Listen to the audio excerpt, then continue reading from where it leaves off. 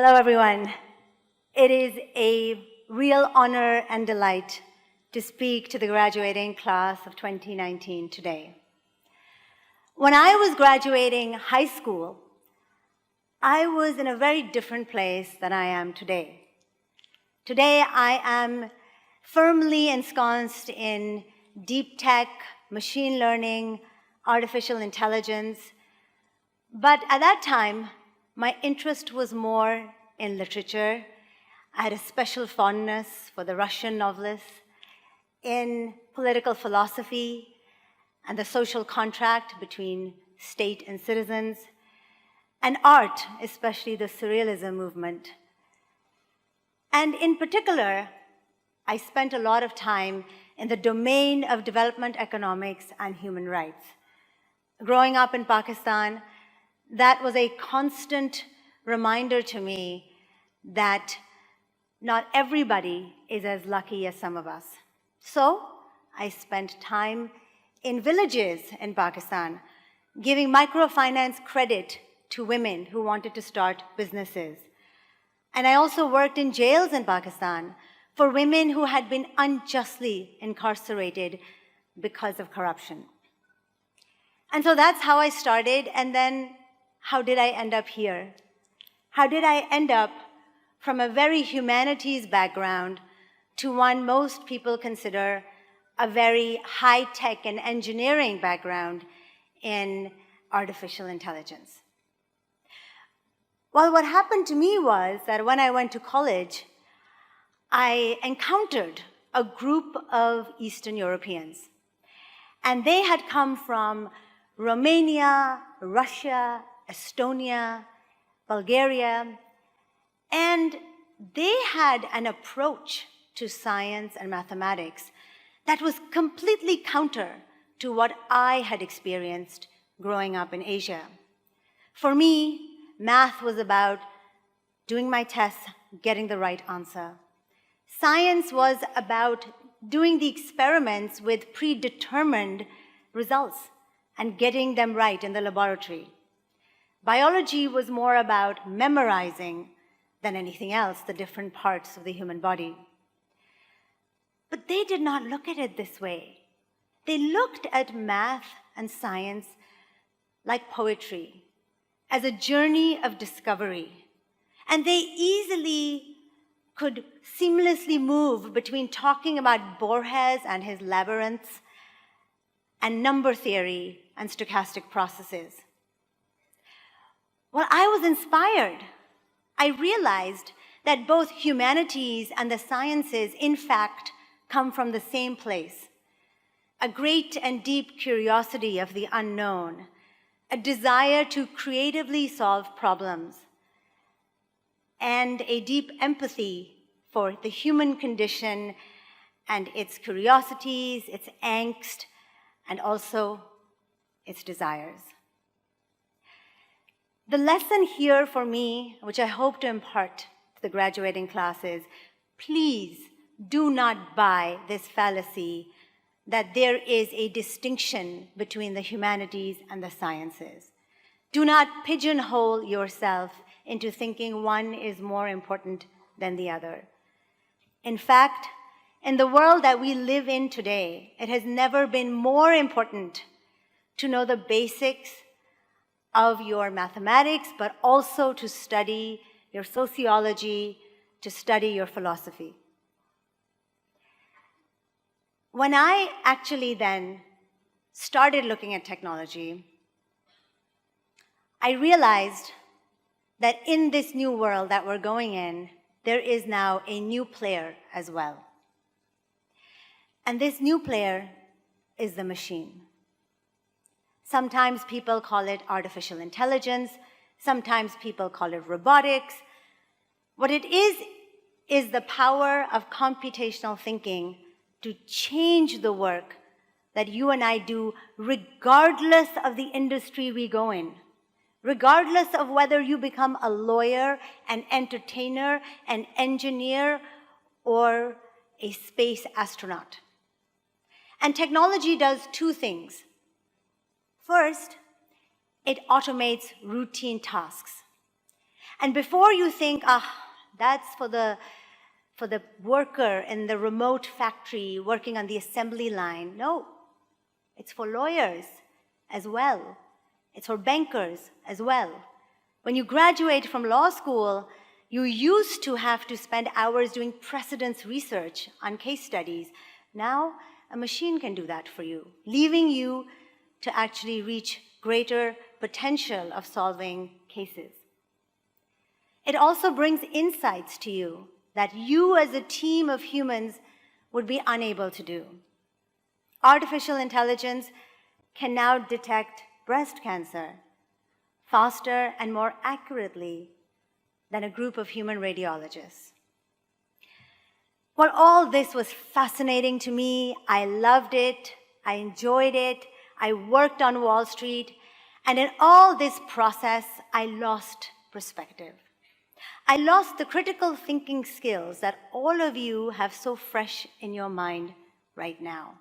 I could only see the power, beauty, and potential of technology. And then I went to Europe. I decided to go back to school for my PhD. And in the UK and Germany, I met professors who called me out on my naivete. And they said, for every good there is in technology, there may also be some unintended consequences. And that is how we have come across the phenomenon of fake news. We are surrounded in filter bubbles on social media that are powered by algorithms that was not the intention of the men or women who created Facebook or Twitter, but now are permeating and infecting the views of people and disrupting political elections and causing chaos in the world. This is also important as you go into the world, that you are still guardians of your critical thinking, and that you actually always look at this world in terms of what works, what doesn't work, and now the third important column, what might be its unintended consequences. By the way, it's very difficult to do this if you don't know the basics of technology. So I encourage all of you to take that class in computer science, or at least audit it, but not at the expense of that class in philosophy, but to pursue this kind of multidisciplinary and interdisciplinary approach to life. Unless you empower yourself with these skills, you will lose confidence, because in this world that is now permeated by high-tech, high-speed disruption and innovation, you need to feel really confident. And right now, this is the perfect time, because you have come from the IB background and you are already in that mindset. What happened next for me was that after my PhD, after doing this course correction in my thinking, and after all, it is constantly a battle between us and our biases at some level, I came back to Asia. And now the world looked very different. Before, I had been one of the lucky ones to get a scholarship to Harvard, to have access to this elite group on Wall Street. But now, when I looked for a team for my company, I found people everywhere. People in the remote areas of Indonesia are some of the best UX designers that you'll ever find. My cybersecurity consultant lives in New Zealand. And some of my best data scientists are in Pakistan, in Malaysia, in Mexico, and the head of explainable AI is an Italian living in England. For sociology, I often turn to my friends in New York. I need a multidisciplinary team, a team of superheroes, all who have different skills, some in the humanities, some in the sciences, But now I am not limited to a small elite group, and neither are you. It has never been a better time to go into the world because your peers, people who are as smart, creative, out-of-the-box thinkers as you, are now everywhere. And they finally have access to education and the access to digital work that they didn't have before. The result? I have been more successful than before, not because of me, but because of this incredibly rich group of people.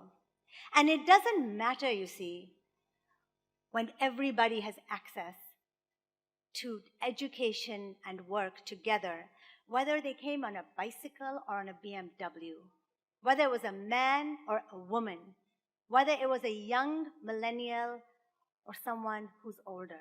What matters is what they bring to the table.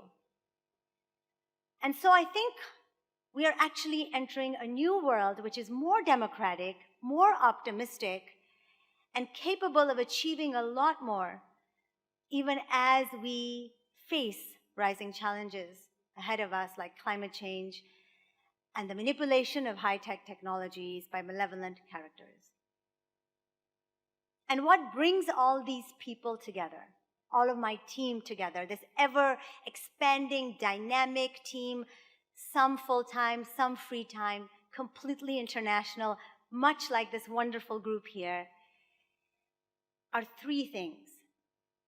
A commitment to ethics. We stand for certain values. Secondly, a genuine desire and curiosity to collaboratively solve problems. And ultimately, whether you are a novelist, a filmmaker, a baker, or a data scientist, it's all about creative problem solving. And the last thing is that it is a common mission. Because in all this, what I've realized is that to believe, to care, to pursue with conviction together, that's what strings together meaningful moments in one's life. And I'm really excited for your future today. I'm excited for my future because you are going to be the leaders in it. And I'm especially excited for you because the world offers a wealth of opportunity. You just need to empower yourself, and you also need to constantly not let yourself be pigeonholed in any deterministic way.